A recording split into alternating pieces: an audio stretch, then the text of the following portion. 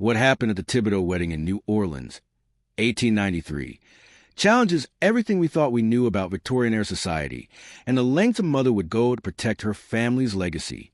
The official police records were sealed for over 60 years, but the truth about this elaborate murder plot reveals a story far more twisted than any detective novel of the time.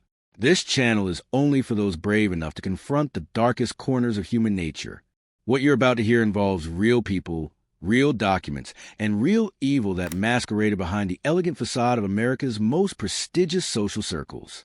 On October 15th, 1893, the grand ballroom of the Thibodaux mansion on Royal Street was decorated with over 300 white roses imported from Paris. Crystal chandeliers cast dancing shadows across silk-draped tables as New Orleans' most prominent families gathered for what society papers called the wedding of the decade. Marie-Claire Beauregard, 22 years old and breathtakingly beautiful, was about to marry Henri Thibodaux, heir to one of Louisiana's largest sugar fortunes. But Madame Celeste Thibodaux, Henry's mother and the undisputed matriarch of New Orleans society, had other plans for this perfect autumn day.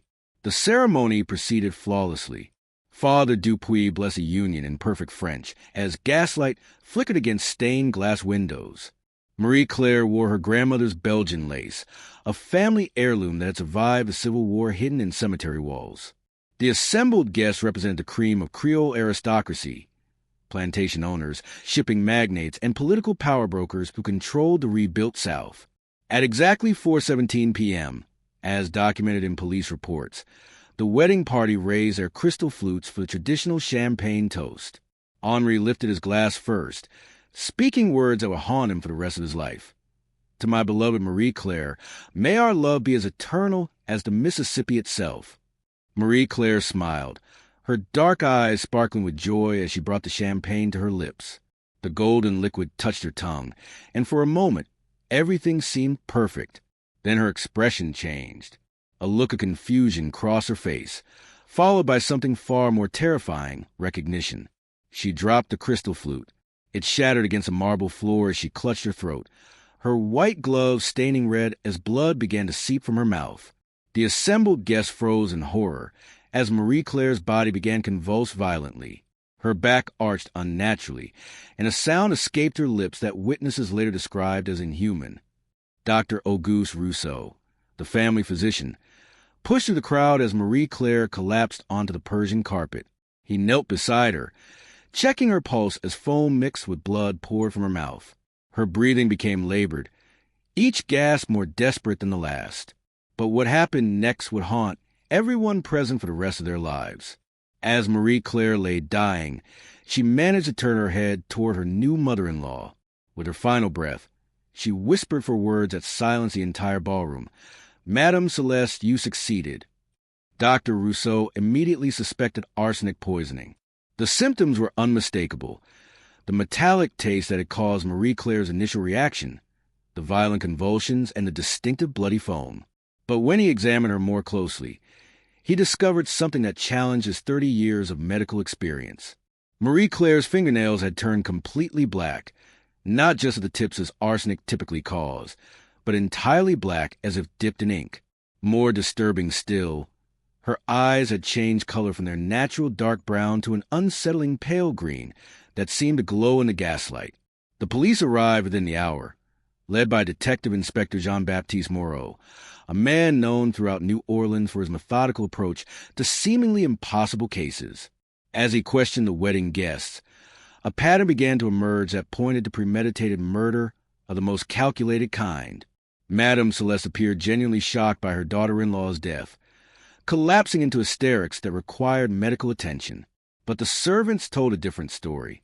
According to testimony from the kitchen staff, Madame Celeste had personally overseen the champagne service, insisting on pouring Marie-Claire's glass herself as a gesture of welcoming her into the family. More damning still, the head butler, Auguste Landry, revealed that Madame Celeste had asked him to dispose of a small glass vial just minutes after Marie-Claire's collapse. When police searched the refuse, they found fragments of brown glass that tested positive for arsenic residue. But the investigation revealed something far more disturbing than a simple poisoning. Hidden in Madame Celeste's private study, Detective Moreau discovered a leather-bound journal filled with detailed notes about fatal doses, symptoms, and timing. The entries dated back 6 months, suggesting this was no crime of passion, but a carefully orchestrated murder. The journal entries revealed a woman consumed by jealousy and greed. Marie-Claire, it seemed, threatened more than just Madame Celeste's position as the family matriarch. As the only heir to the Beauregard shipping fortune, Marie-Claire's marriage to Henri would eventually unite two of the South's most powerful dynasties under her influence. One entry, dated just 2 weeks before the wedding, read in French, "She believes she will control our destiny, but she underestimates a mother's devotion. The wedding will be remembered, but not for the reasons she imagines." However, this was only the beginning of something much darker. As Detective Moreau delved deeper into the case, he uncovered evidence of conspiracy that extended far beyond one woman's jealousy.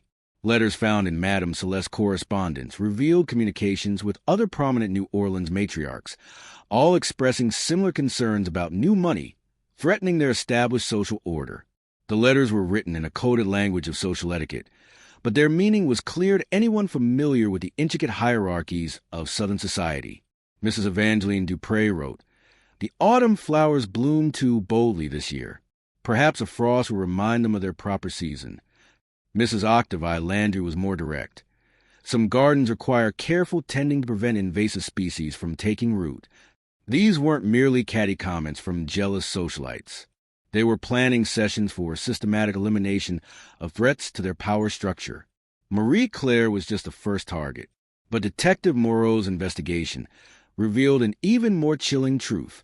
The arsenic used in Marie-Claire's murder had been acquired through a network of corrupt pharmacists who specialized in providing pest control supplies to wealthy households. The same arsenic had been used in 3 other suspicious deaths over the previous year, all involving young women who had married into prominent families. What they discovered challenged every fundamental belief about the refined world of New Orleans high society. The investigation took an unexpected turn when Dr. Rousseau completed his detailed autopsy.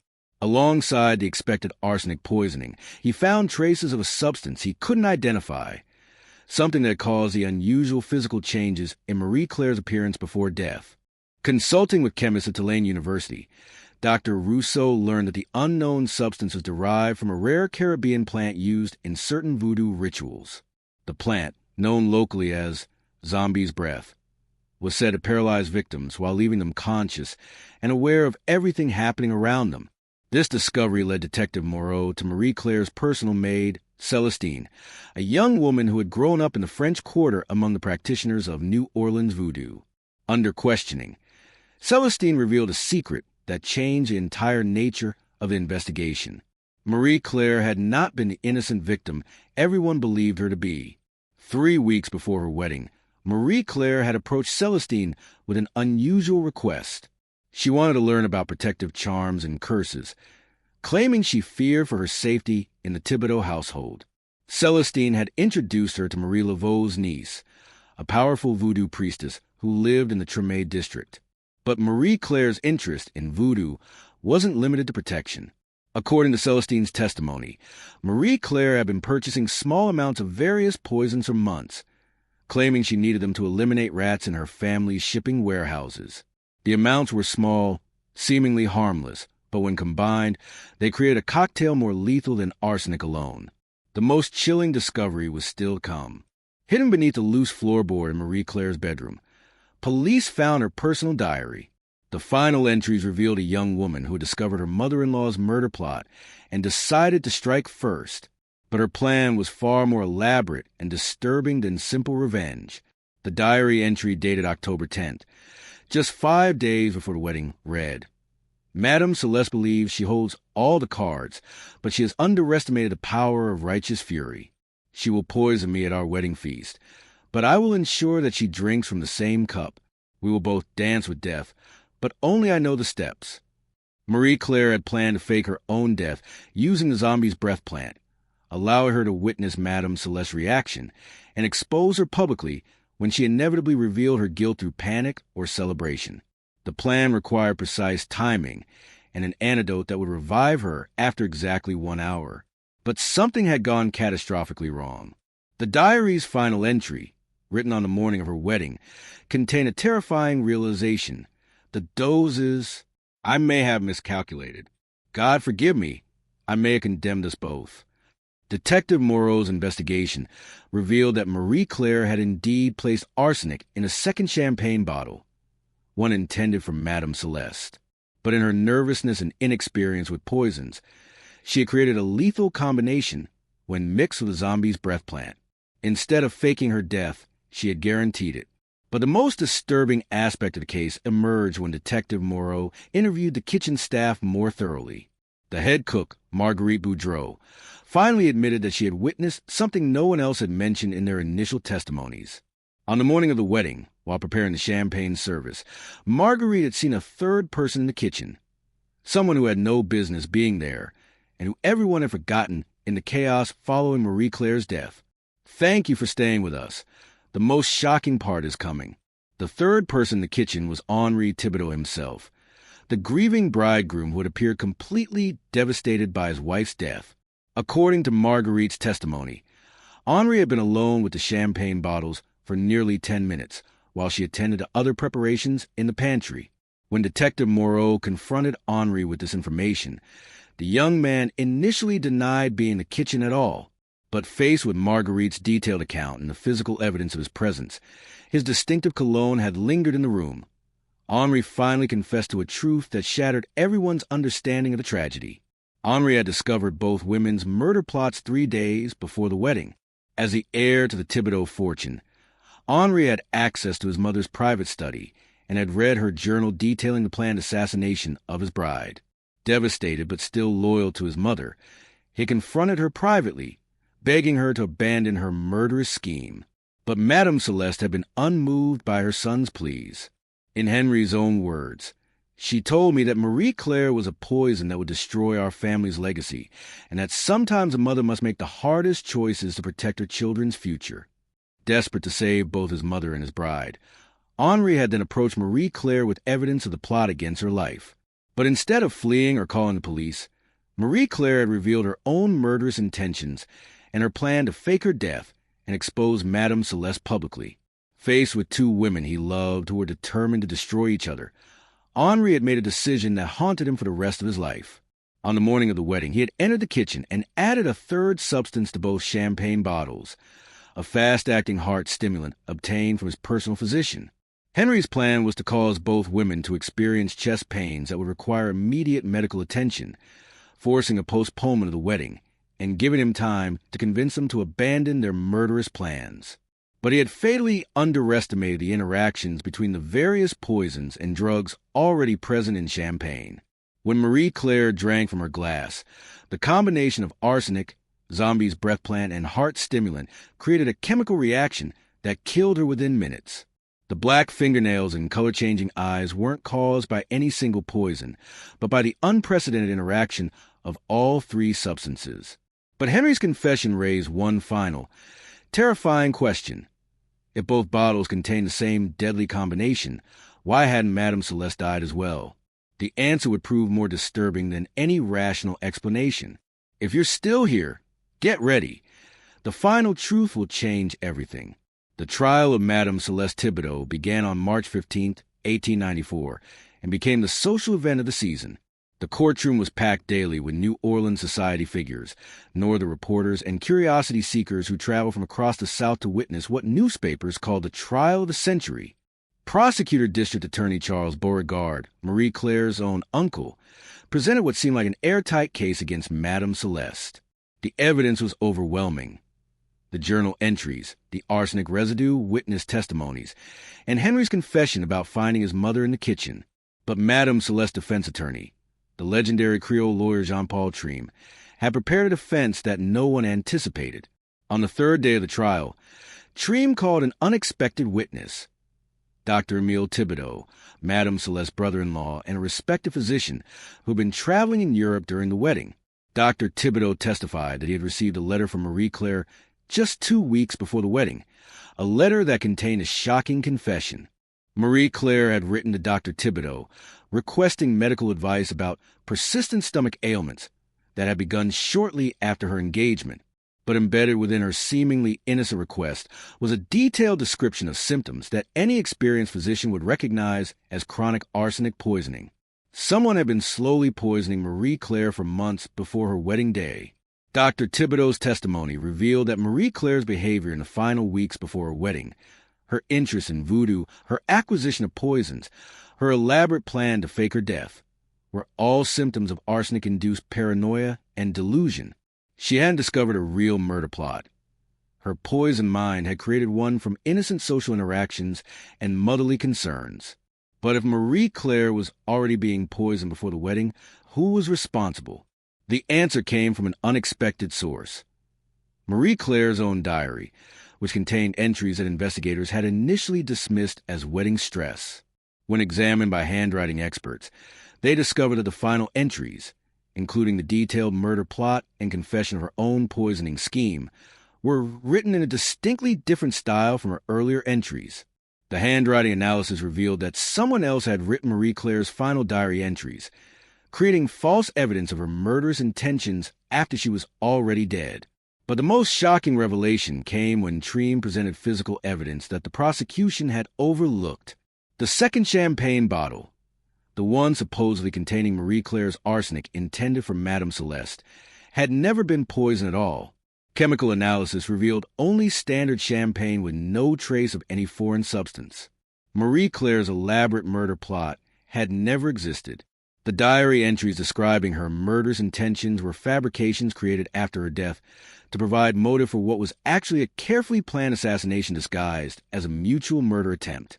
The real killer had used Marie-Claire's arsenic-induced paranoia to create the perfect cover story, allowing him to poison her publicly while making it appear that she had died as a result of her own murderous scheme gone wrong, but who had been slowly poisoning Marie-Claire for months, and who had access to her diary after her death to create the false entries. The truth emerged when Henri Thibodaux took the witness stand and revealed a secret he had kept throughout the entire investigation. On the morning of the wedding, when he had entered the kitchen and found the champagne bottles, there had been a fourth person present, someone who had convinced him to add the heart stimulant to both bottles as part of a plan to save both women's lives. That person was Dr. Auguste Rousseau, the family physician who had first diagnosed Marie-Claire's arsenic poisoning and who had performed her autopsy. Dr. Rousseau had been slowly poisoning Marie-Claire for months, using his position as her personal physician to administer small doses of arsenic disguised as vitamin treatments for pre-wedding stress. His motive was both financial and personal. As a Beauregard family doctor, he stood to lose a significant income when Marie-Claire married into the Thibodaux family and switched to their physician. But more than money drove Dr. Rousseau's actions. He had been in love with Marie-Claire since treating her for childhood illnesses, and her marriage represented the final loss of any hope for a romantic relationship. The slow poisoning was initially intended to make her sick enough to postpone the wedding indefinitely, but when that failed, he decided she would rather die than belong to someone else. On the morning of the wedding, Dr. Rousseau had convinced Henri that both women were planning to poison each other, and that adding a heart stimulant would save their lives by causing chest pains that would require immediate medical attention. But Dr. Rousseau knew exactly what the chemical combination would do. He had calculated the lethal interaction precisely. After Marie-Claire's death, Dr. Rousseau had used his access to her personal effects during the investigation to plant the false diary entries, creating evidence of her supposed murder plot to deflect suspicion from himself. The jury deliberated for less than 2 hours before returning with their verdict. Madame Celeste Thibodaux was acquitted of all charges. Dr. Auguste Rousseau was arrested immediately and later confessed the murder of Marie-Claire Beauregard Thibodaux. But the case didn't end with Dr. Rousseau's confession. During his interrogation, he revealed something that sent shockwaves through New Orleans society once again. Marie-Claire had not been his only victim. Dr. Rousseau confessed to poisoning 7 other young women over the previous 5 years, all patients who had rejected his romantic advances or who had married men he deemed unworthy. He had used his position as a trusted physician to administer poisons gradually, making their deaths appear natural while satisfying his obsessive need to control the women he claimed to love. The poison wedding feast had been his masterpiece, a public murder disguised as a crime of passion that would have destroyed an entire family, while leaving him free to continue his killing spree. Henri Thibodaux never remarried. He sold a family mansion on Royal Street and moved to Paris, where he lived as a recluse until his death in 1924. Madame Celeste survived the scandal, but never again appeared in New Orleans society, spending her final years in a Carmelite convent, where she died in 1909. Dr. Auguste Rousseau was executed by hanging on December 3, 1894, but not before making one final confession that authorities kept sealed for over 60 years. In 1952, during renovations of the old Thibodaux mansion, which had been converted into apartments, workers discovered a hidden compartment behind the library fireplace. Inside, they found 47 small glass vials, each labeled with a woman's name and containing enough arsenic to kill.